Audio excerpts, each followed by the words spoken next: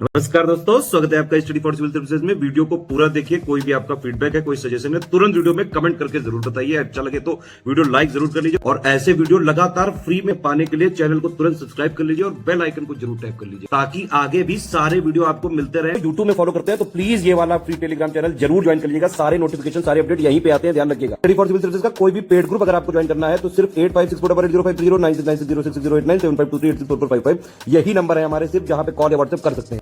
Instagram पे हमारा page जरूर फॉलो कर लीजिएगा, studyforcivil.services है। ट्विटर पे हमको जरूर फॉलो कर लीजिएगा, @studyforcivils है। नमस्कार दोस्तों, आप सभी का स्वागत है स्टडी फॉर एग्जाम में। दोस्तों, यह ऑनलाइन करंट अफेयर सीरीज का 8वां वीडियो है। वीडियो शुरू करने से पहले मैं आपको बताना चाहता हूं, हमारे कई पेड ग्रुप चलते हैं। अगर आप इन पेड ग्रुप को लेना चाहते हैं तो दिए गए नंबर पर कॉल कर जानकारी प्राप्त कर सकते हैं। तो दोस्तों, देखते हैं आज का पहला प्रश्न। दो, हाल ही में केंद्रीय मंत्रिमंडल ने समग्र शिक्षा योजना को 1 अप्रैल 2021 से कब तक जारी रखने की मंजूरी दी है? तो यह जो है आपके 31 मार्च 2021 तक जारी रहेगा। और वर्तमान में केंद्रीय शिक्षा मंत्री जो हैं वह धर्मेंद्र प्रधान जी हैं और इस योजना के लिए कुल 2.94 लाख करोड़ रुपए का बजट खर्च आएगा और यह आपका 31 मार्च 2026 तक यह योजना चालू रहेगी। हाल ही में चर्चा में रहा सिंधु जल समझौता भारत पाकिस्तान के बीच किस वर्ष हुआ था? तो यह जो समझौता है यह भारत और पाकिस्तान के मध्य 1960 में हुआ था, सिंधु जल समझौता। और इस समझौते पर भारत की तरफ से प्रधानमंत्री जवाहरलाल नेहरू और पाकिस्तान के राष्ट्रपति अयूब खान ने साइन किया था और यह आपका 1960 में यह समझौता हुआ था। हाल ही में किस देश के गेंदबाज नाथन एलिस अपने डेब्यू मैच में हैट्रिक लेने वाले दुनिया के पहले गेंदबाज बने? तो यह जो है ऑस्ट्रेलिया के गेंदबाज है नाथन एलिस और यह एक फास्टर गेंदबाज है और इन्होंने जो है बांग्लादेश के खिलाफ हैट्रिक लिया है। आइए अगला देखते हैं हम प्रश्न। 12 सितंबर को प्रसिद्ध ऐतिहासिक सारागढ़ी का युद्ध 124वीं वर्षगांठ पर एक समारोह आयोजित किया है। यह युद्ध अफगानों और 21 सिख सैनिकों के बीच किस वर्ष लड़ा गया था? तो यह जो युद्ध है यह 1897 में लड़ा गया था और यह युद्ध अफगान और सिख सैनिकों के बीच लड़ा गया था। और वर्तमान में जो यह स्थान है सारागढ़ी यह पाकिस्तान में स्थित है और सिख सैनिकों का जो नेतृत्व है वह हवलदार ईसर सिंह ने किया था। हवलदार ईसर सिंह ने किया था सिख सैनिकों का नेतृत्व। हाल ही में एशिया के सबसे बड़े ट्यूलिप गार्डन को पर्यटकों के लिए खोल दिया गया। यह कहाँ स्थित है? तो यह आपका श्रीनगर में स्थित है जो एशिया के सबसे बड़ा ट्यूलिप गार्डन है और यह कुल 74 एकड़ में फैला हुआ है।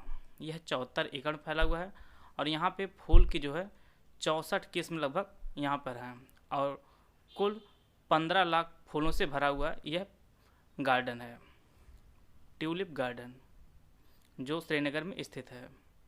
हाल ही में उत्तर प्रदेश के किस जिले में स्थित बिलसर गांव में गुप्त काल के प्राचीन मंदिर के अवशेषों की खोज की गई है? तो यह जो है एटा में स्थित है बिलसर गांव, जहां पे गुप्त काल के प्राचीन मंदिर के अवशेषों की खोज की गई है और यह जो अवशेष है यह भारतीय पुरातत्व सर्वेक्षण ने इसे खोजा है और यह 5वीं शताब्दी का मंदिर है। और 1928 में बिलसर गांव को संरक्षित स्थल घोषित किया था भारतीय पुरातत्व सर्वेक्षण ने और गुप्त वंश की जो स्थापना है वह श्रीगुप्त ने की थी। हाल ही में किस राज्य ने केटली जो मछली है इसे राज्य मछली का दर्जा दिया है? तो यह सिक्किम राज्य ने केटली को राज्य मछली का दर्जा दिया है और सिक्किम की जो राजधानी वह गंगटोक है और जो कंचनजंगा जो पर्वत चोटी है यह आपके सिक्किम में ही स्थित है। सिक्किम भारत का जो राज्य बना है वह 1975 में सिक्किम भारत का 22वां राज्य बना है और वर्तमान में जो यहाँ के सीएम है वह प्रेम सिंह तमांग है, सिक्किम के सीएम। हाल ही में किस देश ने पहली बार एक ट्रेन से कम दूरी के 2 बैलिस्टिक मिसाइलों का सफलतापूर्वक परीक्षण किया है। तो यह उत्तरी कोरिया ने किया है पहली बार एक ट्रेन से कम दूरी के 2 बैलिस्टिक मिसाइलों का सफलतापूर्वक परीक्षण। और उत्तरी कोरिया जो राजधानी है वह प्योंगयांग उत्तरी कोरिया राजधानी है, और वहाँ की जो करेंसी है वह वान है। वान जो है वह उत्तरी कोरिया की करेंसी है।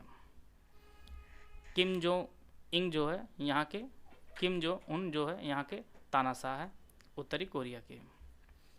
हाल ही में विश्व बैंक समूह ने अपनी ease of doing business report को बंद करने की घोषणा की है। तो यह रिपोर्ट पहली बार कब प्रकाशित हुई थी? तो यह जो रिपोर्ट है यह पहली बार 2003 में प्रकाशित हुई थी, और पिछली जो रिपोर्ट जारी की गई थी जो अंतिम बार वह 2019 में जारी की गई थी, और उसमें भारत की जो रैंकिंग थी वह 63वें स्थान पर भारत को रखा गया था। विश्व बैंक की जो स्थापना है वह 1944 में किया गया है, और वर्तमान में जो इसके अध्यक्ष हैं वह डेविड मालपास हैं, और इसका जो मुख्यालय है वह वाशिंगटन डीसी में स्थित है। और कुल सदस्य देशों की बात करें तो विश्व बैंक के जो कुल सदस्य देश हैं वह आपके 189 इसके सदस्य देश हैं, और इसकी स्थापना 1944 में हुई थी। हाल ही में आधिकारिक तौर पर संघाई सहयोग संगठन का कौन सा देश नया स्थायी सदस्य बना है? तो यह ईरान बना है संघाई सहयोग संगठन का नया सदस्य, और यह सदस्य बनने वाला, अब इसके जो कुल सदस्य हो गए यह 9 सदस्य हो गए, और यह 9वां सदस्य बना है। और संघाई सहयोग संगठन की जो स्थापना है वह वर्ष 2001 में इसकी स्थापना हुई थी, और इसका जो मुख्यालय है वह बीजिंग में है। बीजिंग में संघाई सहयोग संगठन का मुख्यालय स्थित है। और भारत और पाकिस्तान वर्ष 2017 में भारत और पाकिस्तान जो है वह संघाई सहयोग संगठन के सदस्य बने हैं। तो इसकी जो स्थापना वह 2001 में हुई है, मुख्यालय आपका बीजिंग में है, और इसका 9वां जो सदस्य बना है वह आपका ईरान बना है। हाल ही में किस राज्य सरकार ने छिंदवाड़ा विश्वविद्यालय का नाम बदलकर राजा शंकर शाह विश्वविद्यालय करने की घोषणा कर दी है? तो यह मध्य प्रदेश सरकार ने इसे बदल दिया है। छिंदवाड़ा विश्वविद्यालय का नाम बदलकर राजा शंकर शाह विश्वविद्यालय कर दिया है। और वर्तमान में मध्य प्रदेश के जो सीएम है वह शिवराज सिंह चौहान है। यहाँ पर कान्हा, सतपुड़ा, बांधवगढ़, जीवाश्म, पन्ना राष्ट्रीय उद्यान, ये सभी जो उद्यान है राष्ट्रीय उद्यान, यह मध्य प्रदेश में स्थित हैं। इन सभी को आप लोग नोट कर लीजिएगा। हाल ही में हिंदू यूनिवर्सिटी ऑफ अमेरिका ने किस भारतीय अभिनेता को हिंदू अध्ययन के दर्शन शास्त्र में डॉक्टरेट की मानक उपाधि से सम्मानित किया है? तो यह एक्टर अनुपम खेर को डॉक्टरेट की उपाधि प्रदान की है हिंदू यूनिवर्सिटी ऑफ अमेरिका ने। आपको एक चीज़ और बता दूं कि अमेरिका का एक शहर है लॉस वेगास, जहां पर अनुपम खेर दिवस मनाया जाता है, और यह दिवस जो है वह 10 सितंबर को मनाया जाता है। यह भी आप लोग नोट कर सकते हैं। हाल ही में केंद्रीय मंत्री ने भारतीय खाद्य सुरक्षा और मानक प्राधिकरण का 3रा राज्य खाद्य सुरक्षा सूचकांक जारी किया है। तो यह जो सूचकांक है यह केंद्रीय मंत्री मनसुख मंडाविया ने इसे जारी किया है, और यह इसका 3रा संस्करण है।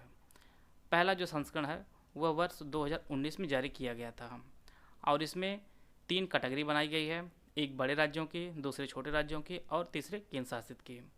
बड़े राज्यों में जो प्रथम स्थान वह गुजरात का है, दूसरे स्थान पर केरल का, और तीसरे स्थान पर तमिलनाडु का है। बात करते हैं छोटे राज्यों की, तो छोटे राज्यों में प्रथम स्थान गोवा का है, दूसरा स्थान मेघालय का, और तीसरा स्थान मणिपुर का है। केंद्र शासित प्रदेश में जो पहला स्थान है वह जम्मू कश्मीर का, दूसरा अंडमान निकोबार का, और तीसरे स्थान पर आपका दिल्ली स्थित है। हाल ही में भारत व किस देश के बीच समुद्री अभ्यास समुद्र शक्ति का 3रा संस्करण 20 से 22 सितंबर 2021 को सुंडा जलदमरू मध्य में आयोजित किया गया है? तो यह भारत और इंडोनेशिया के बीच समुद्र शक्ति का 3रा संस्करण आयोजित किया गया है। इसका जो पहला संस्करण है वह वर्ष 2018 में आयोजित किया गया था, और पिछला जो संस्करण आयोजित हुआ वह 2019 में बंगाल की खाड़ी में आयोजित हुआ है, और तीसरा जो संस्करण है यह सुंडा जलदमरू मध्य में आयोजित किया गया है भारत और इंडोनेशिया के बीच। हाल ही में जारी विश्व बौद्धिक संपदा संगठन की वैश्विक नवाचार सूचकांक 2021 में भारत की रैंकिंग क्या है? तो इसमें जो भारत की रैंकिंग है वह 46 है, और इससे जो पिछला जो रैंक जारी की गई थी वर्ष 2020 में, तो उसमें भारत की जो रैंक थी वह 48 थी। और इसे जो है विश्व बौद्धिक संपदा संगठन जो है इसे जारी करता है, और इसकी जो स्थापना है वह 1967 में इसकी स्थापना हुई थी।